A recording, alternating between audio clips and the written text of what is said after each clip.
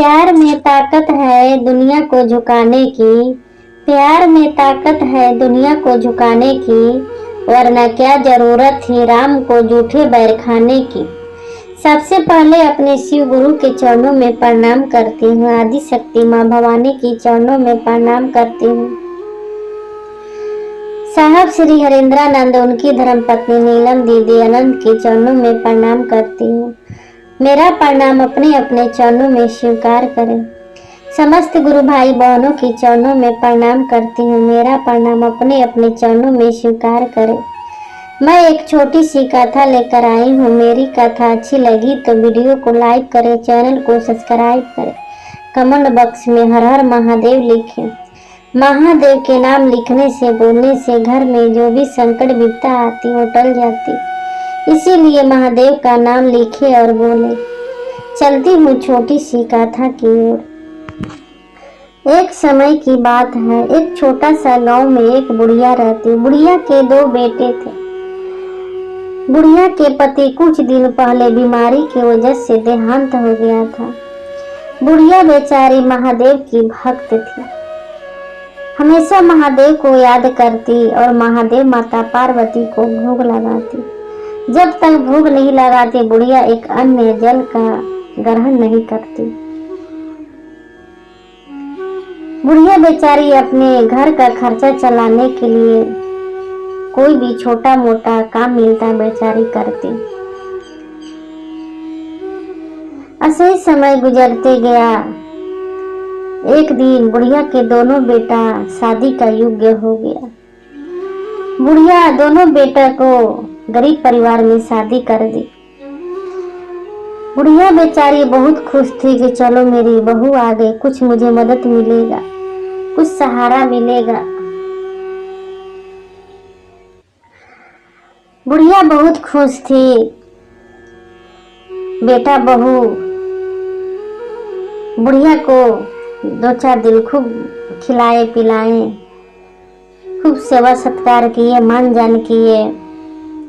एक दिन बड़ा बेटा आया बुढ़िया से कहने लगा कि माँ, मेरे पास कोई रोजगार नहीं है, ना मेरे पास पैसे हैं, मैं आपको खिला नहीं सकता। मैं अपना पेट भरूं कि अपनी पत्नी के पेट भरूं कि आपको भरूं। इतना बात बुढ़िया सुनी तो बुढ़िया को कलेजा दहल गया था। बुढ़िया के बेटा कमा कर खिला रहा था। बुढ़िया बहुत खुश थी। बुढ़िया अपना काम भी छोड़ दी थी कि चलो मेरा बेटा कमाने लगा, खिलाने लगा, बहू भी आ गई। बुढ़िया सोच रही थी मैं बूढ़ी भी हो गई। बुढ़िया बेचारी काम छोड़ दी थी, घर में रह रही थी। अब बहुत खुश थी। 2-4 दिन के बाद वो खुशी गायब हो गया। बुढ़िया सोच भी नहीं सकती कि मेरा 2-4 दिन के लिए खुशी आया था। तभी छोटा बेटा आया। छोटा बेटा कहने लगा, माँ, मेरे पास भी कोई रोजगार नहीं है, मैं आपको नहीं खिला सकता। आप अपना काम ढूंढ लेना, पहले जैसा अपना छोटा मोटा काम करना माँ, मेरे से नहीं होगा। मैं अपना पेट भरूं कि अपना पत्नी के पेट भरूं। माँ सुनकर माँ को कलेजा दहल गया, आंख से आंसू गिरने लगा। आंसू रुक रही थी वो माँ, आंसू नहीं रुक रहा था। फिर भी हंसते हुए बोली, ठीक है बेटा, तुम लोग का जैसी मर्जी, तुम्ही लोग के खुशी में मैं खुश हूँ। मेरा चिंता मत करना बेटा, मैं कमा कर खा लूंगी। और बूढ़ी माँ बेचारी पहले जैसा काम करने लगी, क्योंकि काम तो करना ही पड़ेगा। पेट भरने के लिए, रोटी खाने के लिए तो काम करना ही पड़ेगा।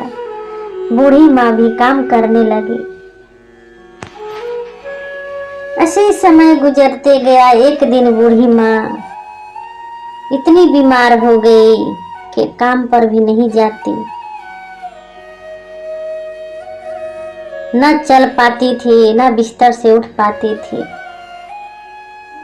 चिल्लाती रही, ना बेटा आता ना बहू आता, बुढ़िया के पास कोई नहीं आता। बुढ़िया भूख प्यास से तड़पते रही। महादेव से बुढ़िया अर्जी लगाती है, हे महादेव, हे माता पार्वती, मुझ पर दया करे। आप ही पे भरोसा है, मुझे विश्वास है कि दुनिया छोड़ देगा, अपना बेटा छोड़ देगा, बहू छोड़ देगा, यहाँ तक पति भी छोड़ देगा। आप अपने भक्तों को नहीं छोड़ सकते। मुझे विश्वास है आप मुझे जरूर खाना खिलाएंगे, मुझे खाना देंगे। सुबह से शाम हो गया, शाम से सुबह हो गया। बुढ़िया 2 दिन से खाना नहीं खाई थी, पानी पी पी के रह रही थी, तड़प रही थी बुढ़िया। माता पार्वती महादेव से कहने लगी कि हे प्रभु, आप कुछ कीजिए, नहीं तो बूढ़ी माँ मर जाएगी। कुछ कीजिए, आपको हमेशा याद करती थी, हमेशा भूख लगाती थी, जाइए प्रभु जाइए। महादेव कहने लगे, देवी तुम चिंता मत करो, मैं अवश्य जाऊंगा। महादेव 12 बरस का लड़का बनकर बूढ़ी माँ के पास आए। बूढ़ी माँ को पास आए, बूढ़ी माँ को खाना खिलाए, सेवा सत्कार करने लगे। बूढ़ी माँ कहती, बेटा तुम कौन हो? वो लड़का कहता कि मैं पास के गांव में रहता हूँ, मेरा छोटा सा झोपड़ी है, मेरा माँ और पिताजी नहीं है, मेरा नाम भोला है। बुढ़िया वहीं पर रोने लगी, कहने लगी, मेरा 2 बेटा बहू रहते हुए अपनी माँ को हाल चाल तक नहीं पूछा कि माँ मर रही है कि जिंदा है कि मर गई। इस बेटे से ना रिश्ता है ना जान परिचय है, फिर भी बेटा मुझे सेवा सत्कार कर रहा है। धन्य है जिसकी भी बेटा होगा उस माँ को, उस पिताजी को कि ऐसे बेटा को जन्म दी है। हर बेटा ऐसे ही सबको देना महादेव। बुढ़िया नहीं जानती थी कि 12 बरस का लड़का जो मुझे सेवा सत्कार कर रहा है वो साक्षात मेरे महादेव है। जब बुढ़िया थोड़ी सी ठीक हो गई, वो लड़का कहने लगा, माँ जी मैं जा रहा हूँ। फिर बुढ़िया कहती, बेटा फिर आना मुझसे मिलने, तुम बहुत अच्छे हो, जाओ, मेरा भी उम्र तुझे लग जाए। वहां से वो लड़का चला गया। बुढ़िया माँ फिर चलने फिरने लगी, खाने पीने लगी। जब वो लड़का गया तो महादेव में बदल गए। महादेव कैलाश पर्वत पर गए तो माता पार्वती पूछने लगी, प्रभु क्या हुआ? महादेव कहने लगे, मुझे तो बहुत आनंद आ रहा था एक माँ को सेवा करके, मुझे तो मन नहीं कर रहा था कि कैलाश पर्वत पर आऊं। तभी माता पार्वती कहने लगी, प्रभु क्यों नहीं रह गए? तभी महादेव कहते, रह भी तो नहीं सकते, क्योंकि मुझे पूरा सृष्टि को देखना है, पूरा सृष्टि को खिलाना पिलाना है, मुझे सबको देखना है देवी। अब बुढ़िया इधर फिर अपना काम करने लगी, खाने लगी। एक दिन बेटा बहू बुढ़िया के पास आए और कहने लगे, माँ जी जो भी आप सोना चांदी रखी हो मुझे दे दो। बूढ़ी माँ कहती, बेटा मेरे पास कोई सोना चांदी नहीं है, तेरे पिताजी बीमार हुए थे, उसी बीमारी में जो भी मैं रखा था सारा लगा दिए। माँ ने एक कान का नाक का सोने का पहनी थी, बेटा को नजर पड़ गया उस कान पर और नाक पर। बोलने लगा, माँ ये कान को लगाई है जो नाक को मुझे दे दो। बुढ़िया कहती, बेटा ये मैं कैसे दे सकता हूँ, ये मेरे पिताजी ने मुझे कन्यादान दिए थे। एक कान के ले लो, बकिर नाक के नहीं दूंगी। बेटा बुढ़िया को बात एक भी नहीं सुना और कान के नाक को खोल लिया और ले लिया। बुढ़िया बहुत दुखी हो गई कि यहाँ तक मेरा कान का नाक का भी खोल कर ले लिया, एक रोटी भी देने के लिए तैयार नहीं होता है। ये भगवान कैसे मुझे बेटा दिए। अब बुढ़िया कहने लगी, हे महादेव माता पार्वती, मुझे उठा लीजिए, मैं अब जीना नहीं चाहती हूँ। अब बुढ़िया जो भी कमा कर भी लाती खाती, वो भी खाना दोनों बेटा बहू छीन लेते थे। अब बुढ़िया भूखे प्यासे तड़पने लगती थी। बुढ़िया को भी खाना छीन कर बेटा बहू खा जाते थे। ऐसा बेटा बहू थे। अब माता पार्वती से देखा नहीं गया। माता पार्वती एक कन्या के रूप में आई और उसकी वाणी गुजने लगी, कहने लगी, दुष्ट पापी, तू लोग अपने माँ पर इतना अत्याचार करता। तेरी बूढ़ी माँ कितना कष्ट दुख से तकलीफ से तू लोग का पोष पाल कर बड़ा की कि मेरा बेटा बड़ा होगा तब बुढ़ापे के सहारा बनेगा, लाठी बनेगा। उस बूढ़ी माँ को तो लोग ठुकरा दिया। एक रोटी भी कमा के नहीं देता और पति और पत्नी छिप छिप कर खाना खाता। तभी बेटा बहू उसी घड़ी क्षमा मांगने लगे, मुझे क्षमा कर दो, मुझे क्षमा कर दो माँ, मैं अज्ञानी पापी था, भटक गया था। तभी माता पार्वती कहती कि माँ जी आप भी क्षमा मत करना, ऐसे बेटों को क्षमा नहीं मिलती, ऐसे बेटों को दंड मिलता है, क्षमा मत करना, ये दर दर के ठोकरे खाएंगे, एक एक दाना के लिए मोहताज हो जाएंगे। तभी बूढ़ी माँ कहती, माता पार्वती क्षमा कर दीजिए, जैसा भी है मेरा बेटा बहू है, क्षमा कर दीजिए।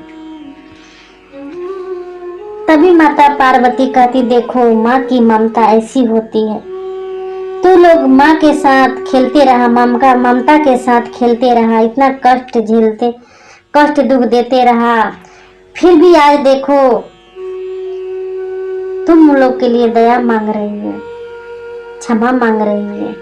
देखो ऐसी माँ होती है। माँ के चरणों में बेटा बहू गिर गए, गिड़गिड़ाने लगे कि माँ आज हम आपको खाना नहीं दे रहे थे, सेवा सत्कार नहीं किए, इसीलिए हम एक एक दाना के लिए मोहताज हो गए, दर दर के ठोकर खा रहे। माँ हम भी भूखे प्यासे कितने दिन से थे, इसीलिए आपका खाना हम छीन कर खा लेते थे। माँ मुझे क्षमा कर दीजिए। माँ के सेवा में ही बेटा बहू को मेवा मिलता है, खुशी मिलता है। माँ के चरणों में तीर्थ धाम होता है। माँ मैं समझ गई माँ, मैं आज से सेवा सत्कार करूंगी माँ, आज के बाद आप काम मत करना। माँ मुझे आशीर्वाद दो कि मैं कमाऊं और आपको खिलाऊं और सेवा सत्कार करूं। माँ कहने लगी, बेटा मैं तुम लोग से कभी नाराज नहीं थी, ना आज भी हूँ। दोनों बेटा बहू को गले में लगा ली। माता पार्वती को बुढ़िया के घर में माता पार्वती को वाणी गुज रहा था। जहां तक गुजा वो हीरा मोती तक मोती बिखरा हुआ पड़ा था। ये सब हीरा मोती देखकर बुढ़िया बहुत खुश हो गई थी। बुढ़िया का दिन लौट गया। बुढ़िया सुख से रहने लगी और दोनों बेटा बहू बुढ़िया को बहुत सेवा सत्कार करते, बहुत खिलाते पिलाते, इज्जत भाव करते। बुढ़िया को पलकों पर बैठा कर रखते। दोनों बेटा बहू बहुत सेवा करते। बुढ़िया बहुत खुश हो गई कि मेरे महादेव माता पार्वती मेरा दिल लौटा दिए। तो देखिए मेरे महादेव ऐसे हैं, सब पर दया करते हैं। देखिए दुनिया छोड़ देगा, संसार छोड़ देगा, पति बेटा छोड़ देगा, भगवान कभी नहीं छोड़ते हैं अपने भक्तों को। किसी न किसी रूप में आकर दया करके सेवा सत्कार कर कर चले जाते हैं, झोलिया भर के चले जाते हैं। क्योंकि मेरा महादेव दुख में देख ही नहीं सकते। हम आप देख लेंगे लेकिन मेरे महादेव कभी दुख में तकलीफ में अपने भक्तों को नहीं देख सकते। तो आइए भगवान शिव को और अपना गुरु बनाए और अपना जीवन धन्य बनाए, अपना जीवन सफल बनाए।